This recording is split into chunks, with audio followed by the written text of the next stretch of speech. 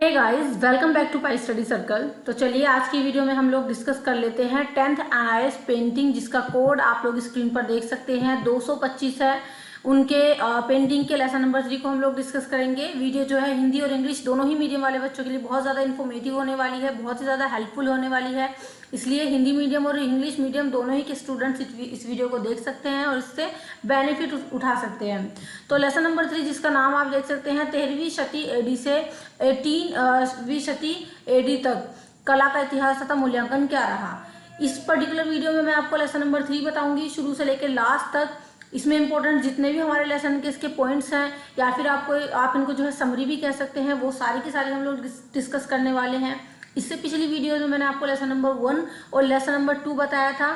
अगर आप अभी तक आपने वो वीडियोस नहीं देखी हैं तो उसका लिंक आपको नीचे डिस्क्रिप्शन बॉक्स में मिल जाएगा, तो आप वहां से अपने लेसन नंबर 1 और 2 को भी प्रिपेयर कर सकते हैं। तो चलो इस वीडियो में हम स्टार्ट कर लेते हैं लेसन नंबर 3 को।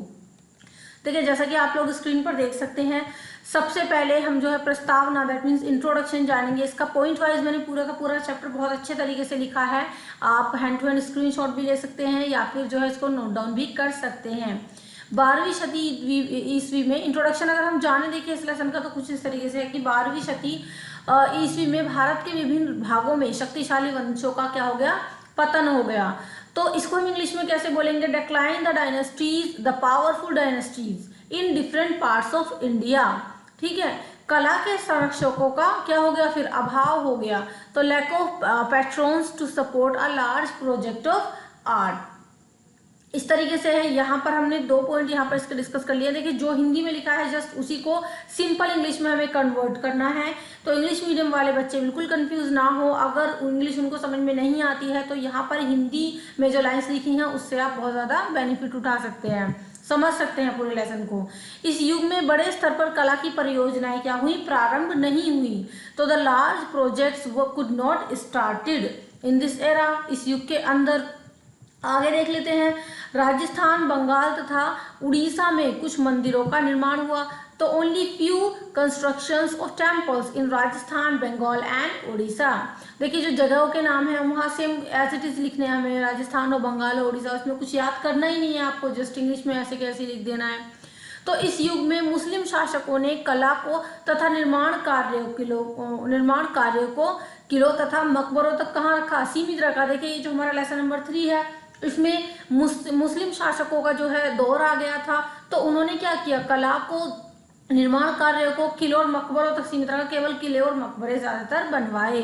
तो it was mainly restricted to building forts and मकबरास by the Muslim rulers. Muslim rulers मतलब मुस्लिम शासक। पाई स्टडी सर्कल चैनल पर आप जो है सर्च कर सकते हैं, जितनी भी एनआईएस से लेकर रिलेटेड डिफरेंट सब्जेक्ट्स की वीडियोस होती हैं। आगे बढ़ लेते हैं। इस कला में सचित्र हस्तलिपियां, पांडुलिपियां काफी संख्या में तैयार हुई, जिससे भारतीय कला समृद्ध हुई। तो this period enriched Indian art with treasure of illustrated manuscripts. Manuscripts का क्या मतलब होता है, हस्तलिपियां। ठीक है, ये पांडुलिपियां विभिन्न भारतीय धर्मों तथा संप्रदायों से संबंधित थी। तो the manuscripts of this period belong to different religious sections. आगे देख लेते हैं, आगे बढ़ लेते हैं। जैसे कि हिंदू, जैन तथा बौद्ध धर्म, like Hindus, Jains and Buddhists. Subscribe कर सकते हैं आप पाई स्टडी चैनल को। अगर इसी तरीके की यूजफुल वीडियोस आप चाहते हैं तो सब्सक्राइब करना बिल्कुल मत भूलिएगा। आगे बढ़ लेते हैं। इन पांडुलिपियों का जो मुख्य केंद्र था वो क्या था, बंगाल, गुजरात तथा बिहार। तो the main centres of these manuscripts were in Bengal, Gujarat and Bihar.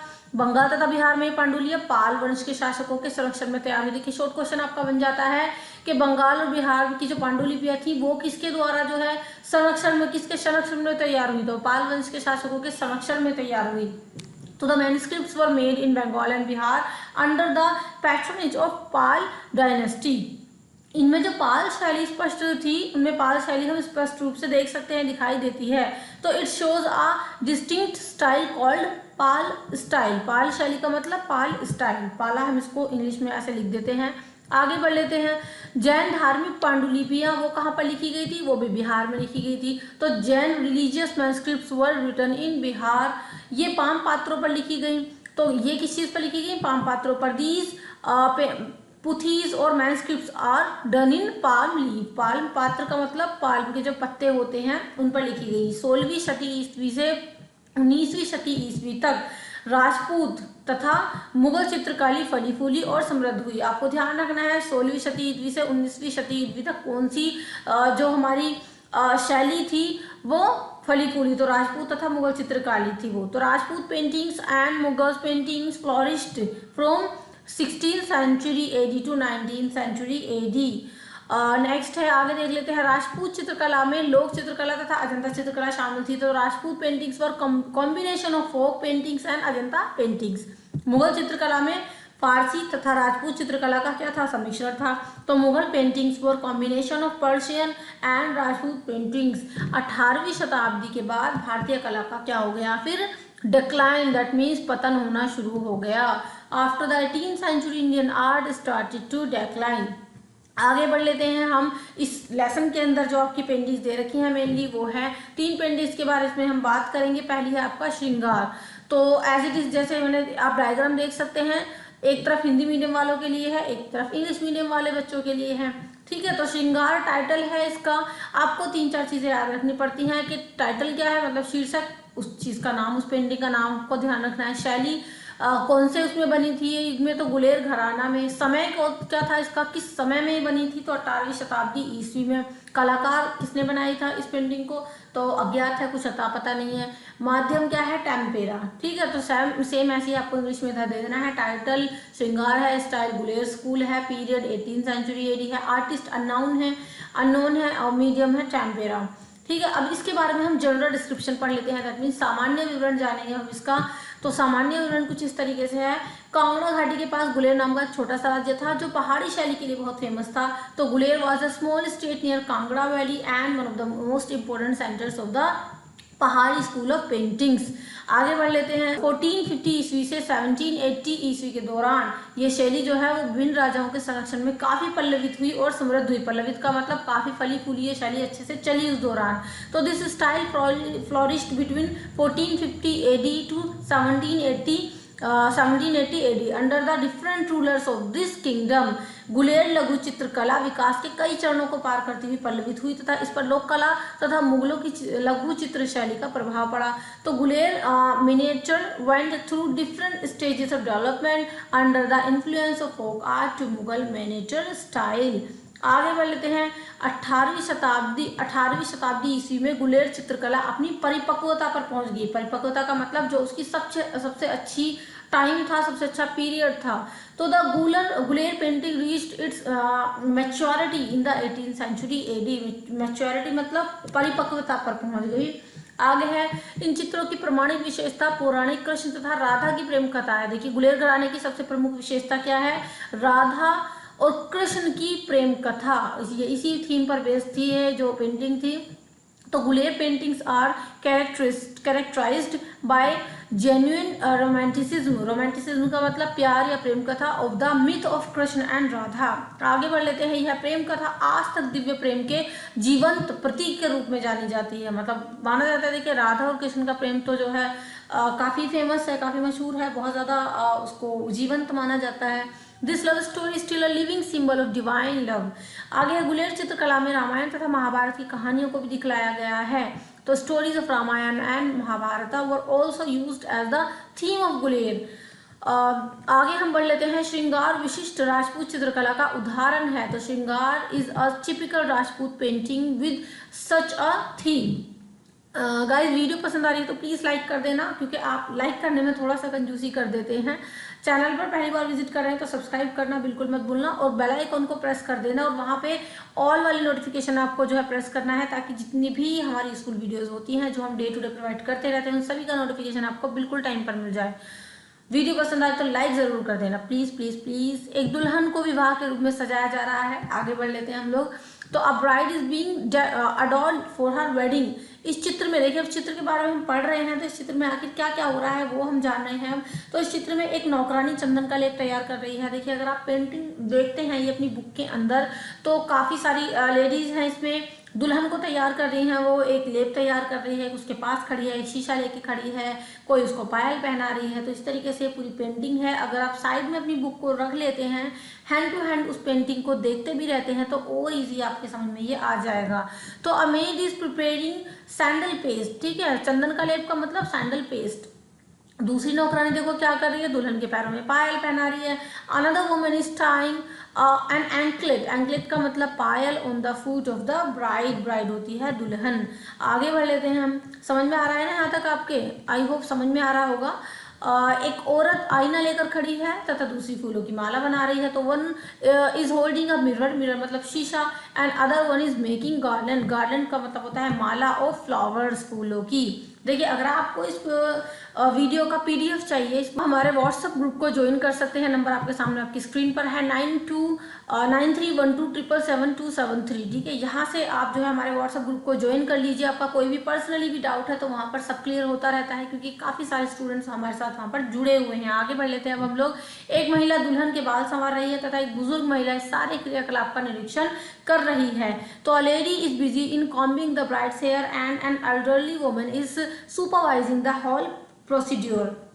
आगे बढ़ लेते हैं कि कलाकार ने दुल्हन को लजाने तथा ललितपूर्ण भंगिमा को दर्शनीय चित्रण किया है। दुल्हन शर्मा रही है, लजा रही है इसमें, और कलाकार ने बहुत अच्छे तरीके से दुल्हन को प्रेजेंट किया है। तो the painter's mastery in infusing the essence of shyness, shyness का मतलब शर्माना, and elegance in the posture, posture of the bride is noteworthy, देखने लायक है। नोट वर्दी का मतलब ध्यान करने लायक है, जो पेंटर ने उस शर्माती हुई दुल्हन को दर्शाया है।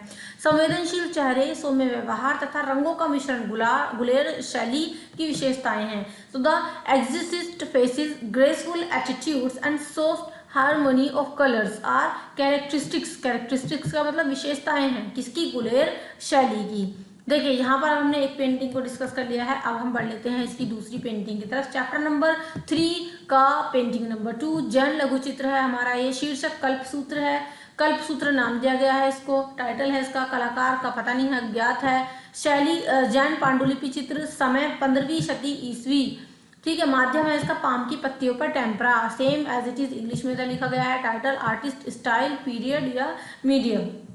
पहले इसका जनरल डिस्क्रिप्शन पढ़ लेते हैं, सामान्य विवरण जिसको हम कहेंगे। तो जैन लघु चित्रों का विकास कब हुआ, देखिए 7वीं शती ईस्वी से 10वीं शती ईस्वी तथा 15वीं शती ईस्वी तक।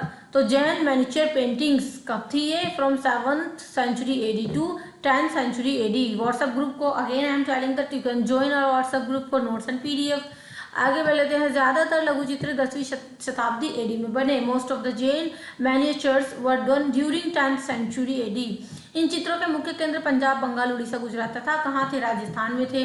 तो the important centres of these paintings for Punjab, Bengal, Orissa, Gujarat and Rajasthan. ये पांडुलिपि प्रमुख रूप से पाम पत्रों पर लिखी गई। ध्यान रखना है आपको, जैन पांडुलिपि काय पर लिखी गई थी, तो पाम पत्रों पर लिखी गई थी। These manuscripts are mainly made of palm leaves. आगे बढ़ लेते हैं। लाल तथा पीले रंगों का प्रयोग विशेष रूप से हुआ है। तो red and yellow are the most important colours. स्वर्णिम तथा रजत रंगों का भी प्रयोग हुआ है। तो यूज ऑफ गोल्ड, देखिए स्वर्णिम का मतलब सोना, सोना का मतलब गोल्ड जैसा रंग, और रजत रंग का मतलब सिल्वर रंग, ठीक है। तो सिल्वर रंग से इसमें यूज हुए हैं। इन चित्रों में मानवीय आकृतियां कुछ विशेषताओं को दर्शाती हैं। तो the human figure show some special characteristics, विशेषताएं, कैरेक्टरिस्टिक्स इन द पेंटिंग्स। इन आकृतियों के इन व्यक्तियों के चेहरे रूपरेखा के रूप में हैं, जिसमें उनकी आंखों का सामने का दृश्य दिखाई देता है। अगेन हम टाइप किया, अगर आप पेंटिंग की बुक को सामने रखते हैं तो आप देखोगे थोड़ा सा तिरछी साइड से इन पेंटिंग्स को लिया गया है। तो केवल इनका फेस का एक हिस्सा ज्यादातर दिख रहा है, जिसमें इनकी एक आंख दिख रही है। The faces are the profile showing both the eyes in frontal view. आगे बढ़ लेते हैं। इसी वजह से उनकी एक आंख चेहरे की रूपरेखा से दूर बाहर की ओर दिखाई देती है। Thus one of the eye has gone beyond outline of the face। स्त्री आकृतियों ने बहुत गहने जवाहरात पहन रखे हैं। तो फीमेल फिगर्स जो हैं वो show lot of ornaments, ornaments का मतलब गहने वगैरह जो होते हैं, गहने एंड ज्वेलरी ऑन दैम। इन चित्रों में रेखाओं का विशेष महत्व है। तो lines are almost emphasis in these paintings. आगे बढ़ लेते हैं। अब देखिए कल्पसूत्र जैन धर्म की विविधों की पुस्तकों में एक चित्र है। तो here is a painting from Kalpasutra, a Jain book of rituals. Please like and subscribe कर दीजिए अगर अभी तक आपने नहीं किया है तो। आगे बढ़ लेते हैं। पुरुषों, स्त्रियों तथा पशुओं का चित्रण लाल रंग की पृष्ठभूमि में किया गया है। तो the figures of men, women and animals are set against red background में किया गया है। पृष्ठभूमि का मतलब होता है वही बैकग्राउंड, पीछे वाला हिस्सा। तो पीले रंग के प्रत्येक खंड को दिखलाया गया है।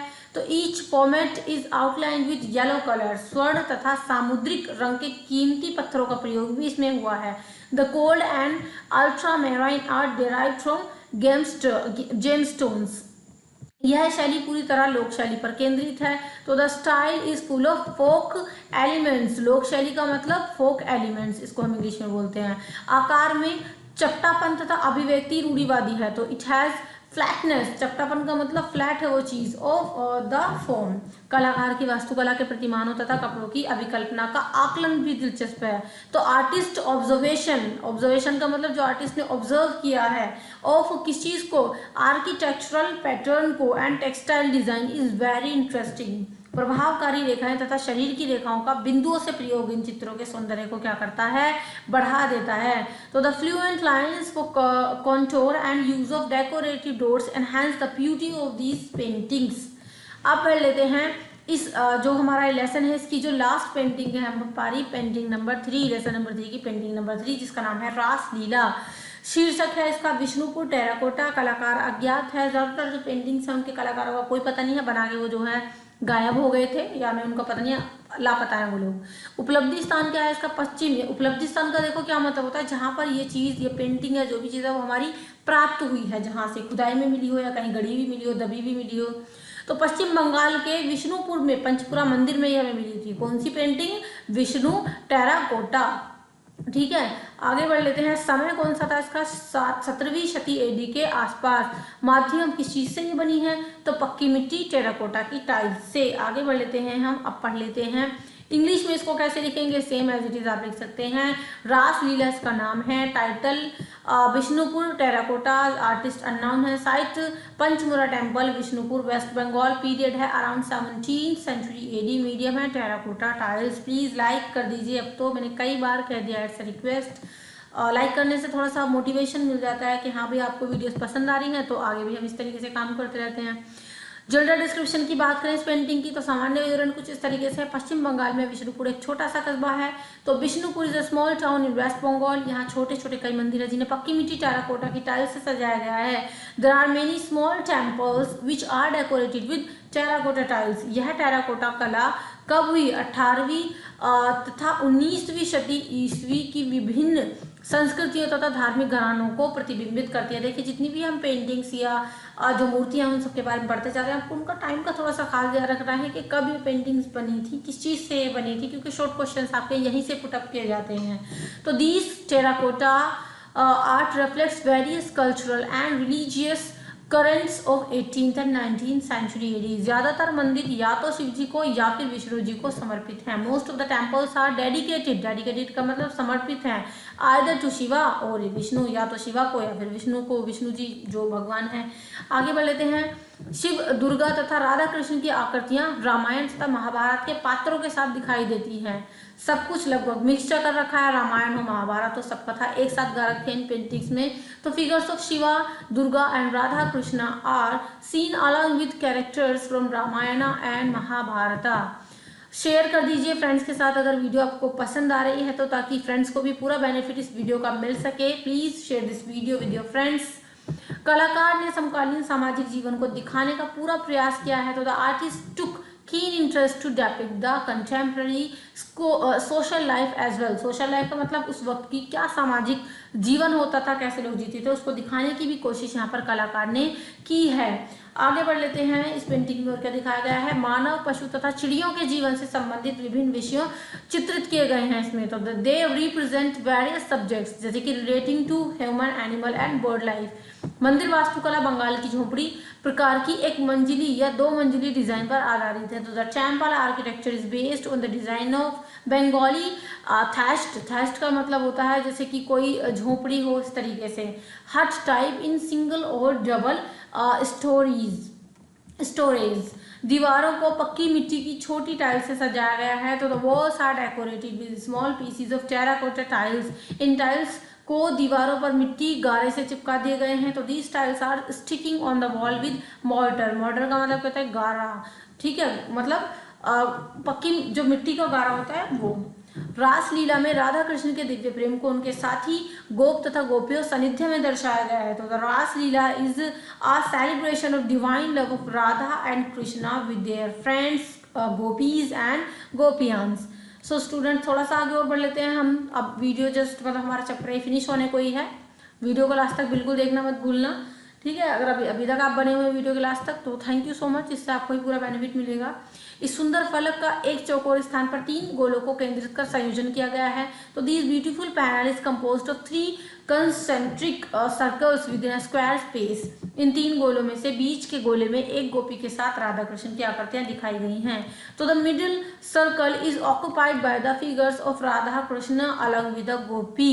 शेष 2 गोलों में कुछ आकृतियां एक दूसरे के हाथ पकड़े दिखाई गई हैं। तो जो अदर 2 सर्कल्स हैं show rose of figures holding each others hand. चौकोर के चारों कोनों को मानव पशुओं तथा चिड़ियों की आकृतियों से सजाया गया है।